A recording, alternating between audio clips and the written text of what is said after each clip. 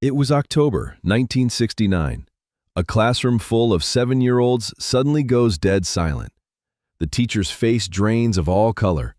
Parents in the back of the room stop mid-conversation, their mouths hanging open. And there, standing in the doorway of an exclusive Los Angeles private school, is a man in a simple gray sweater who just shattered everything they thought they knew about truth and fantasy. But this story doesn't start with that moment of collective shock. No, this story starts 3 weeks earlier with a little girl clutching a torn piece of paper, tears streaming down her face, and the crushing realization that sometimes being Elvis Presley's daughter means no one believes Elvis Presley is your father. Her name was Lisa Marie Presley.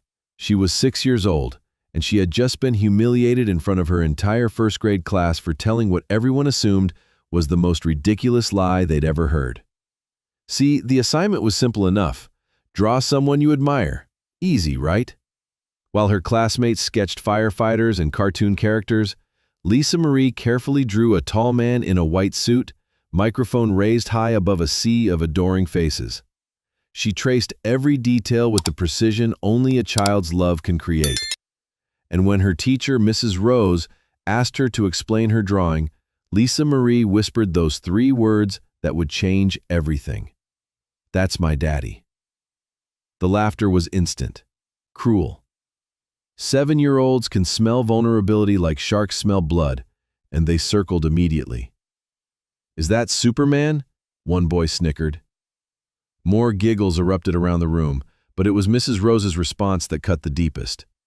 With her practiced English accent and condescending smile, she looked down at this heartbroken little girl and said, "Dear, let's focus on being honest, shall we?"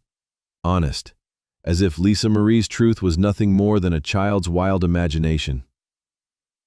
That afternoon, Lisa Marie ran home and tore her drawing into pieces, because when you're 6 years old and the adult in charge tells you that your reality isn't real, what else can you believe? But here's what none of them knew. Here's what that teacher, those laughing children, and even Lisa Marie herself couldn't have imagined. 3 weeks later, Elvis Presley would make a choice that would redefine what it meant to be a father, a legend, and a human being. He would choose his daughter over his image. He would choose truth over comfort. And he would walk into that classroom and deliver a lesson about courage that no one who witnessed it would ever forget. This isn't just a story about Elvis Presley, the entertainer. This is the story of Elvis Presley, the father, and the day he proved that sometimes the greatest performance of your life happens when you're not performing at all. Because when your child's truth is being laughed at, you don't send a publicist. You don't make a phone call. You show up. And Elvis Presley was about to show up in a way that would leave everyone speechless. Los Angeles, 1969. The world was changing, but inside the cream-colored walls of Rosewood Preparatory School, everything moved with the precision of old money and older traditions. This wasn't just any private school. This was where Hollywood's elite sent their children. The sons and daughters of producers, lawyers, studio executives, and entertainment moguls filled those perfectly arranged oak desks. Everyone had a story. Everyone had a legacy. Everyone belonged. Everyone except Lisa Marie Presley. She sat in the back corner of classroom 1B, a quiet 6-year-old with dark hair and her father's eyes. While other children chattered about their parents' latest film projects or business deals, Lisa Marie stayed silent. She'd learned early that talking about home only brought questions she couldn't answer. Questions that led to looks of disbelief, then whispers, then isolation. How do you explain to a classroom of privileged children that your father is Elvis Presley when Elvis Presley seems more like a character from television than a real person who makes you breakfast and reads you bedtime stories? Mrs. Rose had been teaching first grade at Rosewood for 15 years. Crisp, proper, with her gray skirt suits and clipped English accent. She prided herself on maintaining order and fostering what she called realistic expectations in her students. No wild stories, no flights of fancy, just good, honest work from good, honest children. On this particular Tuesday morning in October, Mrs. Rose had planned what she thought would be a simple art assignment. Something to encourage the children to think about the people who mattered to them. Something safe. "Class," she announced, smoothing down her skirt as she positioned herself in front of the chalkboard. Today we're going to draw someone we admire. It can be anyone. A family member, a teacher, a community helper. But remember, children, let's keep our drawings realistic and truthful. Around the room, little hands reached for crayons and colored pencils. Danny Morrison, whose father produced Western films, immediately began sketching a cowboy. Carla Williams drew her golden retriever with careful yellow strokes. Other children traced the outlines of policemen, doctors, their own mothers and fathers. And in the back corner, Lisa Marie stared at her blank paper. She thought about drawing her mother, Priscilla. Safe choice, expected. But her heart pulled towards something else entirely. Someone else entirely. The man who sang her to sleep when nightmares woke her up. The man who sat with her in the kitchen at Graceland, making peanut butter and banana sandwiches at midnight. The man who was gentle and funny and real, even when the rest of the world saw him as something larger than life. Slowly, carefully, Lisa Marie began to draw. First came the stage. She'd seen it so many times, not just on television, but from the wings, from backstage, from the special seats her father always made sure she had when she visited his shows. She drew the lights, small circles scattered across the top of her paper. Then the crowd, dozens of tiny faces all looking up with joy and excitement. And then, in the center of it all, she drew him. Tall, commanding, white suit gleaming, microphone raised high. Every line drawn with the precision that only love can inspire. Mrs. Rose made her rounds, commenting on each child's work with measured enthusiasm. "Lovely firefighter James. What a beautiful picture of your grandmother, Sarah." Each compliment delivered in the same controlled, proper tone. When she reached Lisa Marie's desk, she paused. The drawing was remarkable for a 6-year-old. The proportions were surprisingly accurate. The details were intricate. This wasn't the typical stick figure art you'd expect from a first grader. This was the work of a child who had studied her subject with devoted attention. "My," Mrs. Rose said, leaning over the desk, "what an interesting drawing, Lisa Marie. Can you tell the class about it?" Lisa Marie's heart hammered against her ribs. She looked up at Mrs. Rose, then out at the sea of expectant faces turned toward her. For a moment, she considered lying, making up some story about a television show or a movie character. It would be easier, safer, but this was her truth, and she was tired of hiding it. "That's my daddy," she said, her voice barely above a whisper. The reaction was immediate. Danny Morrison squinted at the drawing and laughed. "Is that Superman?" More giggles rippled through the classroom. Lisa Marie felt heat rising in her cheeks, but she pressed on. "That's my daddy," she repeated, a little louder this time. "My daddy is Elvis Presley." The laughter exploded then. Not the gentle giggling of children enjoying a funny story, but the harsh, mocking laughter of kids who thought they'd caught someone in an obvious lie. They nudged each other, pointing at Lisa Marie, whispering behind their hands. "No way! She's making it up! You're lying!" Mrs. Rose raised her hand for silence, but her expression had shifted. The polite interest was gone, replaced by something colder, something that looked uncomfortably like judgment. "Lisa Marie," she said, her voice carrying that particular tone adults use when they think a child has crossed a line. "We've talked about the importance of honesty in this classroom. Are you quite certain this isn't just imagination?" The word hung in the air like an accusation. Imagination, as if Lisa Marie's lived reality was nothing more than a child's fantasy. Lisa Marie's eyes filled with tears. She looked down at her drawing, at the careful lines, the loving details, the truth she'd poured onto that paper. And suddenly, it felt like a lie, like maybe everyone else was right and she was wrong about her own life. "Well," Mrs. Rose continued, her smile sharp as a blade, "let's remember that our artwork should reflect reality, shall we? Perhaps next time you could draw someone we know is real." The timer buzzed for recess, and 29 children stampeded toward the door. Lisa Marie sat frozen at her desk, staring at her drawing through a blur of tears. When the room finally emptied, she carefully folded the paper, tucked it into her satchel, and walked out into the hallway feeling smaller than she'd ever felt in her life. That afternoon, she ran home to Graceland and tore her drawing into pieces. Because when the adults in charge tell you that your truth isn't real, what choice does a 6-year-old have but to believe them?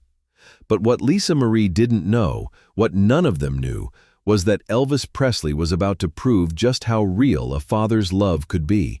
That evening, Elvis Presley sat alone in his private studio at Graceland, cradling a mug of black coffee that had long since gone cold.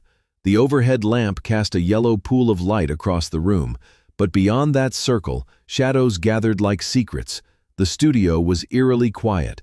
No engineers hunched over mixing boards, no backup singers running through harmonies, no producer checking his watch and calculating studio time costs. Just Elvis, just silence, just the weight of being a legend when all you wanted to be was a father. He'd spent 14 hours laying down vocal tracks for his upcoming album, 14 hours of perfecting every note, every inflection, every breath. But all he could think about was the broken drawing he'd found scattered across Lisa Marie's bedroom floor and the way his 6-year-old daughter had looked at him with eyes full of shame. "They don't believe you're real, Daddy." The words echoed in his mind like a song he couldn't shake. How do you explain to a child that fame is a double-edged sword, that being Elvis Presley meant the whole world knew your name, but sometimes your own daughter's truth got lost in the mythology? A soft knock interrupted his thoughts. Joe Esposito slipped through the door, his face etched with the kind of concern that comes from years of friendship and loyalty. Joe had been Elvis's right-hand man since the Army days, part bodyguard, part manager, part brother. If anyone understood the complicated dance between Elvis the man and Elvis the icon, it was Joe. "Heard about what happened at Lisa's school," Joe said, settling onto the stool beside the piano. His voice was gentle, but Elvis could hear the underlying tension. Words already starting to leak. Couple of reporters called the office asking questions. Elvis closed his eyes and rubbed his temples. Of course, even his daughter's pain couldn't stay private. Even a 6-year-old's humiliation would become tomorrow's headline if they weren't careful. "Let me guess," Elvis said, his voice heavy with exhaustion. "King's daughter claims famous father. Classmates don't believe her. Something like that." "Close enough." Joe paused, choosing his words carefully. "Boss, we could put out a statement. Have Colonel Parker handle it. Make it go away quietly." Elvis stood and walked to the window, looking out at the sprawling grounds of Graceland. Out there, beyond the gates, fans gathered every day, hoping for just a glimpse of him. They screamed his name. They knew every word to every song. They believed in Elvis Presley with a devotion that bordered on worship. But inside those gates, his own daughter's truth was being questioned. "You know what the real kick in the teeth is, Joe?" Elvis turned back to his friend. "I've performed for millions of people, sold millions of records. They believe in me enough to buy concert tickets, to camp out at my shows, to tattoo my name on their bodies. But a room full of 6-year-olds thinks my daughter is a liar." Joe shifted uncomfortably. "Kids can be cruel, EP. They don't understand." "No." Elvis's voice cut through the air with unexpected sharpness. "It's not the kids. It's bigger than that. It's... Hell, Joe. How do I compete with my own legend? How do I prove I'm real when everyone thinks Elvis Presley is some kind of mythical creature who only exists on stages and record albums?" The silence stretched between them, filled with years of unspoken understanding about the price of fame. They'd both seen what happened when Elvis tried to live a normal life. The crowds, the chaos, the way every simple human moment became a spectacle. "Priscilla thinks I should stay out of it," Elvis continued, his voice dropping to barely above a whisper. "Says any public appearance will just turn into a circus, make it worse for Lisa Marie." Joe nodded slowly. "She's not wrong. You show up at that school, and by tomorrow there'll be photographers camped outside, reporters bothering the other parents, maybe even fans causing problems. Could make Lisa Marie's life harder, not easier." Elvis sank back onto the couch, the weight of impossible choices pressing down on his shoulders. Every instinct screamed at him to protect his daughter, to fight for her, to show those people that Lisa Marie Presley didn't lie about her father. but every practical consideration warned him that his presence would only make things worse. "She asked me something yesterday," Elvis said quietly. "Lisa Marie. She was sitting on her bed, holding that torn-up drawing, and she looked up at me with those big eyes and whispered, 'Daddy, would you ever come to my school?'" Joe leaned forward. "What did you tell her?" "I told her I would if she asked me to." Elvis laughed, but there was no humor in it. "You know what she said?" "She said, 'But then everyone would know you're real, and maybe they'd believe me.' And then she got this look on her face, like she was afraid of what that might mean." The room fell quiet again. Outside, Memphis slept peacefully, unaware that one of its most famous residents was wrestling with one of the oldest dilemmas known to parents. How far do you go to protect your child's truth? "What if we did it differently?" Elvis said suddenly, sitting up straighter. "What if instead of making it about Elvis Presley the entertainer, we made it about Elvis Presley the father?" Joe raised an eyebrow. "Meaning?" "No fanfare, no publicity, no white jumpsuits or gold chains." Elvis stood again, pacing now as an idea began to form. Just a dad who wants to visit his daughter's classroom. Hell, other parents do it all the time, right? They have career days, special presentations. What if I just showed up as Lisa Marie's father, not as Elvis Presley the performer? "Boss," Joe said carefully, "you can't separate those two things. You walk into that classroom and you're both. You're always both." Elvis stopped pacing and looked at his friend. Maybe, but maybe that's exactly what Lisa Marie needs to see, that her daddy and Elvis Presley are the same person, that her truth is the only truth that matters. He moved to his desk and pulled out a sheet of Graceland stationery. "I'm going to write a letter to the school, formal, respectful, asking if I can visit Lisa Marie's class, not as a celebrity making an appearance, but as a parent who wants to support his daughter." Joe watched as Elvis began to write, his famous hands moving carefully across the paper. "You sure about this? Once you send that letter, there's no taking it back." Elvis paused, pen hovering over the paper. He thought about Lisa Marie's tears, about the way she'd whispered that maybe her daddy wasn't real to anyone but her. He thought about the choice every father faces. Do you play it safe, or do you show up when your child needs you most? "Joe," he said, continuing to write, "I've spent my whole career worried about what people think of Elvis Presley. Maybe it's time I started caring more about what my daughter thinks of her daddy." He signed the letter with a flourish, sealed it in an envelope, and handed it to Joe. "Deliver this first thing tomorrow morning. And Joe, make sure they understand this isn't a publicity stunt. This is just a father who wants to prove to his little girl that her truth matters more than anyone else's doubts." As Joe left with the letter, Elvis remained in his studio, staring out at the darkness beyond his window. In a few hours, that envelope would set in motion a chain of events that would test everything he thought he knew about being a father, a legend, and a man. The question wasn't whether Elvis Presley could fill a stadium with screaming fans. The question was whether he could fill a 6-year-old's heart with the confidence that her daddy was real. And tomorrow, he was going to find out. Thursday morning, October 23rd, 1969. Elvis Presley stood in his dressing room at Graceland, staring at two very different versions of himself hanging in his closet. On the left, the white jumpsuit, rhinestones catching the morning light, cape draped with theatrical precision.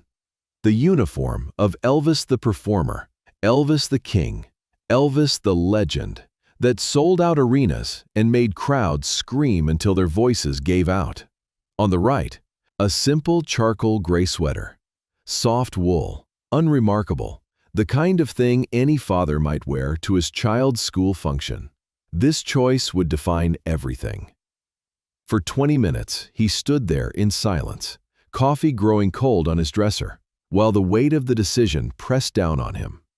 Priscilla had already made her feelings clear over breakfast. She was terrified this would become a circus, that Lisa Marie would pay the price for her father's fame all over again. But Elvis kept hearing his daughter's whispered words. "They don't believe you're real, Daddy." He reached for the gray sweater. An hour later, Elvis sat in the back of his black Cadillac as it pulled up to Rosewood Preparatory School. No entourage, no bodyguards flanking the entrance, no screaming fans held back by security barriers. Just a father in a gray sweater, carrying a manila folder, about to prove to his 6-year-old daughter that love shows up when it matters most. The morning sun painted the school's brick facade in warm autumn colors. Through the tall windows, Elvis could see the bustle of parents and relatives gathering for the special presentation day. He took a deep breath, stepped out of the car, and walked toward the entrance with the measured pace of a man who had made his choice and would live with the consequences. Inside classroom 1B, Lisa Marie sat rigidly at her desk, hands folded tightly in her lap. The room had been transformed for the occasion. Desks arranged in perfect rows, colorful artwork displayed on every wall, chairs lined up in the back for visiting family members. Other children chattered excitedly about their presentations, while their parents mingled, coffee cups in hand, smartphones out to capture every precious moment. Lisa Marie had barely slept. All night, she'd stared at the ceiling wondering if her father would really come. And if he did, what it would mean. Would the other children believe her then? Would Mrs. Rose apologize for calling her a liar? Or would it just make everything worse? Mrs. Rose stood at the front of the classroom in her perfectly pressed gray suit, clipboard in hand, surveying her domain with satisfaction. Everything was proceeding exactly as planned. Orderly, predictable, under control. "Good morning, everyone," she announced, her crisp English accent cutting through the chatter. "Thank you all for joining us today. Our students have prepared wonderful presentations about people they admire, and we're so pleased you could be here to share this special moment." She consulted her clipboard with practiced efficiency. "Lisa Marie, shall we start with you, dear?" 29 pairs of eyes turned toward the back corner, where Lisa Marie sat frozen. Her heart hammered against her ribs as she slowly stood, the same satchel from that terrible day 3 weeks ago clutched against her chest. For a moment that felt like eternity, silence filled the room. Parents smiled expectantly. Children waited with the barely contained energy of first graders. Mrs. Rose tapped her pen against her clipboard. Then the door opened. Not the gentle creak of someone slipping in late, the confident click of someone who belonged there. Every head in the room swiveled toward the sound, and there he was. Elvis Presley stepped through the doorway, and the temperature in the room seemed to shift. He wasn't the glittering performer from television screens and concert stages. He was just a man in a gray sweater and dark trousers, manila folder under his arm, eyes scanning the room until they found his daughter. The silence was deafening. Mrs. Rose's clipboard slipped from her fingers, clattering to the floor. A mother in the third row gasped audibly. A father fumbled his coffee cup, barely catching it before it hit the ground. But Elvis only had eyes for Lisa Marie. He removed his dark sunglasses with deliberate care, revealing those famous eyes that had charmed millions, but were now focused entirely on one small girl who needed to know her truth mattered. "Good morning," he said quietly, his voice carrying easily across the stunned room. "I'm Lisa Marie's father." The words hung in the air like a benediction, simple, direct, undeniable. Mrs. Rose opened her mouth, closed it, then opened it again. Mr. Presley," she stammered, her composure completely shattered. "What an unexpected honor." Elvis stepped further into the room, his movements unhurried, unthreatened. "Thank you for having me, Mrs. Rose. I hope you don't mind me joining you today. My daughter asked if I might come see her presentation." Every parent in that room was frantically trying to process what they were witnessing. This wasn't Elvis Presley the entertainer making a grand entrance. This was Elvis Presley the father, showing up for his child with the quiet dignity of any other parent. Lisa Marie's eyes filled with tears, but for the first time in weeks, they weren't tears of shame or humiliation. They were tears of pure, overwhelming relief. Elvis walked over to her desk and knelt down to her level. "Would you like to show me your project, sweetheart?" With trembling hands, Lisa Marie reached into her satchel and pulled out a new drawing. This one was different from the torn original. It showed a man in a white suit, but beside him stood a small figure in a school dress. Above them, written in her careful first-grade cursive, were the words, "He's real." Below that, in even more careful letters, "My daddy came to see me." Elvis took the drawing and held it up for the entire room to see. Then he turned to face the class, these children who had laughed at his daughter, these parents who had probably whispered about the Presley girls' wild stories. When he spoke, his voice was gentle but carried the weight of absolute authority. "Mrs. Rose, Lisa Marie's project today is about something very important. It's about the courage it takes to tell your truth even when people don't believe you."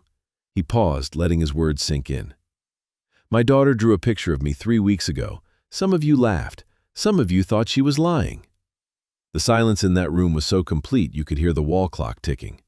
But Lisa Marie wasn't lying. She was just being honest about who her daddy is, and sometimes being honest takes more courage than anything else in the world.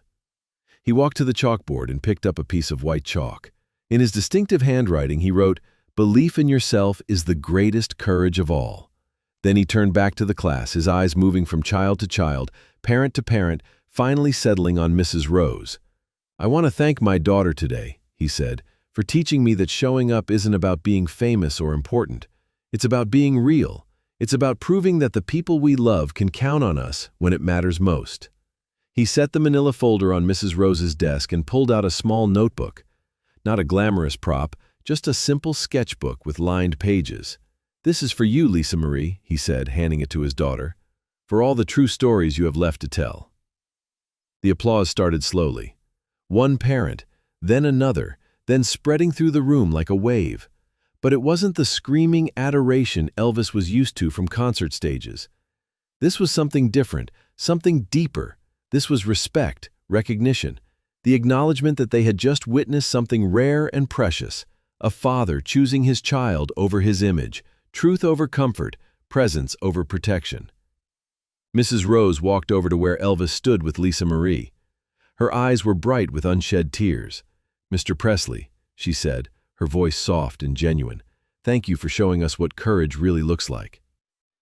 Elvis smiled. Not the famous crooked grin from album covers, but the quiet smile of a father who had just given his daughter the greatest gift he could offer, the knowledge that her truth mattered more than anyone else's doubts. As the presentations continued around them, Lisa Marie slipped her hand into her father's. For the first time in weeks, she wasn't Elvis Presley's daughter trying to prove her father was real. She was just a little girl whose daddy had shown up when she needed him most. And in that moment, that was everything. What happened in that classroom on October 23, 1969, never made the newspapers.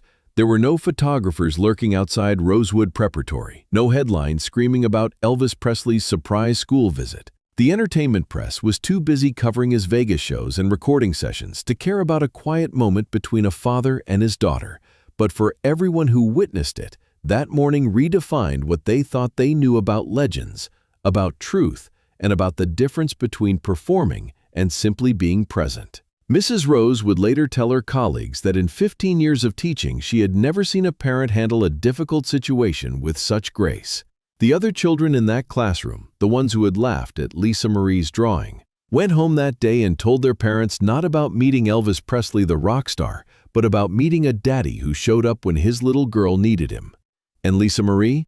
She carried that sketchbook her father gave her for the rest of her life, not because it came from Elvis Presley, but because it represented the moment her truth was finally validated by the person whose opinion mattered most. But here's what that classroom moment revealed about Elvis that even his closest friends rarely saw. For all his legendary status, for all the screaming crowds and sold-out arenas, Elvis Presley's greatest performances weren't on stages. They were in the quiet moments when he chose love over image, when he chose his family over his fame. See, Elvis could have sent a publicist to handle the situation. He could have had Colonel Parker issue a statement. He could have done what most celebrities do, let his people manage the problem while he stayed safely behind the walls of Graceland. Instead, he put on a gray sweater and walked into a room full of 6-year-olds to prove that his daughter's truth mattered more than his carefully crafted public persona. The tragedy is that most of the world never saw this side of Elvis. They saw the jumpsuits, the Vegas spectacle, the larger-than-life performer who seemed more myth than man. They never saw the father who sat on bedroom floors putting torn drawings back together. They never saw the man who chose authenticity over applause. In the years that followed, as Elvis's personal struggles became more public, as the weight of fame grew heavier and the distance between the man and the legend grew wider, people forgot that moments like this ever existed. They forgot that beneath all the rhinestones and reverb was someone who understood that the most important audience you'll ever perform for is the one sitting at your kitchen table asking if you'll show up to their school. Lisa Marie Presley would grow up carrying the complex legacy of being Elvis's daughter, the blessing and the burden of that name. But she also carried something else, the memory of a father who proved that love shows up, that truth matters, that sometimes the bravest thing you can do is walk into a room where you're not expected and simply be present for the person who needs you most. That classroom in 1969 held 29 children, their parents, and one teacher, but the lesson Elvis taught that day extends far beyond those walls. It's a lesson about the courage required to choose your child over your comfort zone, about the power of showing up not as who the world expects you to be, but as who your family needs you to be. Elvis Presley commanded stages around the world. He moved crowds to tears and screams and standing ovations, but his greatest performance might have been the day he chose to be ordinary, just a dad in a gray sweater, proving to his little girl that her daddy was real. Because in the end, that's what love does. It shows up, it validates, it says, your truth matters, and I'll stand with you even when the whole world thinks you're wrong. And sometimes, that's the most legendary thing you can do. Elvis Presley conquered stages worldwide, but his greatest triumph happened in a classroom where no one was screaming his name. Sometimes the most powerful thing a legend can do is prove they're human. What do you think this moment reveals about the real Elvis, the father behind the fame? Share your thoughts in the comments below, and if this story moved you, hit that subscribe button and ring the notification bell, because the most incredible stories are often the ones that happen when the spotlight isn't shining.